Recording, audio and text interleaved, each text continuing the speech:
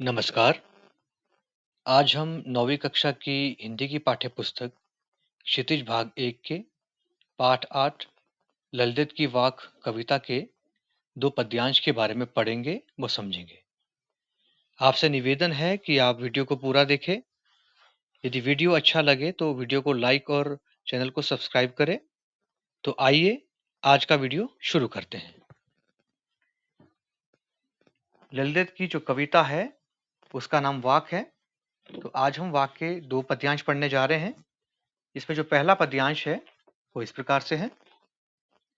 रस्सी कच्चे धागे की खींच रही मैं नाव, जाने कब सुन मेरी पुकार, करे देव भवसागर पार।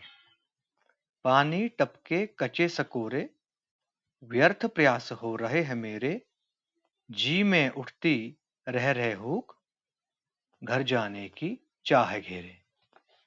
इसके शब्दार्थ समझते हैं। रस्सी कच्चे धागे की का अर्थ है कमजोर और नाशवान सांसें।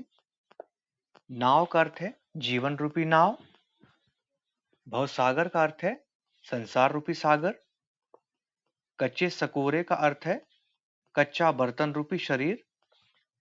हुक का अर्थ है पीड़ा। व्यर्थ का अर्थ है बेकार।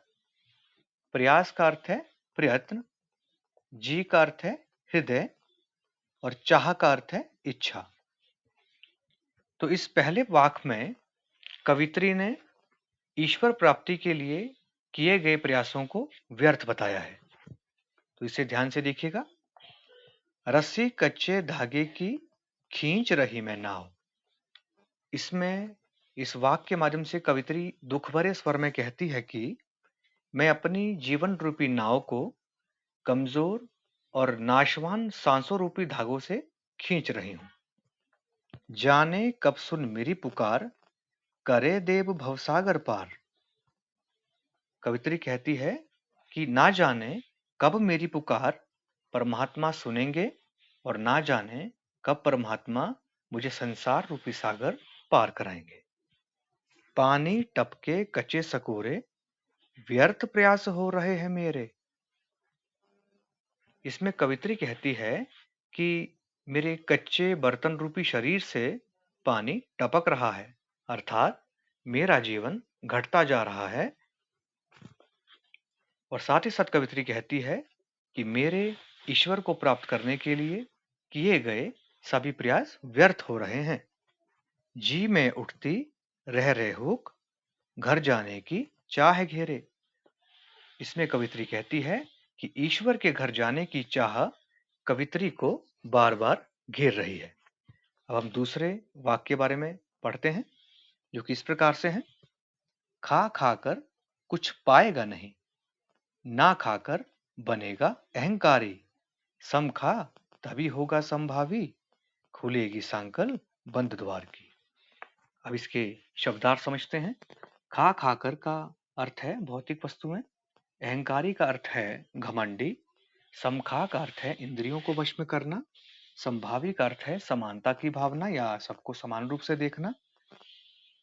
खुलेगी सांकल बंद द्वार की का अर्थ है मन मुक्त होगा। तो इसमें कवित्री ने इस वाक में बाह्य आडंबरों का विरोध किया है। तो देखेंगे। खा खाकर कुछ पाएगा नहीं। कवित्री कहती है कि भौतिक सुविधाओं या वस्तुओं का सेवन करने से कुछ प्राप्त नहीं होगा। ना खाकर अर्थात व्रत के नाम पर कुछ नहीं खाएगा तो तू घमंडी का भाव अपने अंदर लाएगा। फिर कवित्री कहती है सम खा तभी होगा संभावी, खुलेगी सांकल बंद द्वार की। तो जो इसकी पंक्ति जो ये लिखी है कवित्री ने सम खा तभी होगा संभावी। इसमें कवित्री कहती है कि अगर तू अपनी इंद्रियों को वश में करेगा तभी सबको समान रूप से देखने वाला बनेगा, जिससे जो मन रूपी बंद द्वार पर लगी जो सांकल है वो खुल जाएगी, अर्थात जो मन है वो मुक्त हो जाएगा। तो ये थे ललित के जो 2 वाक। बाकी 2 जो तीसरा और चौथा वाक है उसकी चर्चा हम अगले वीडियो में करेंगे। धन्यवाद।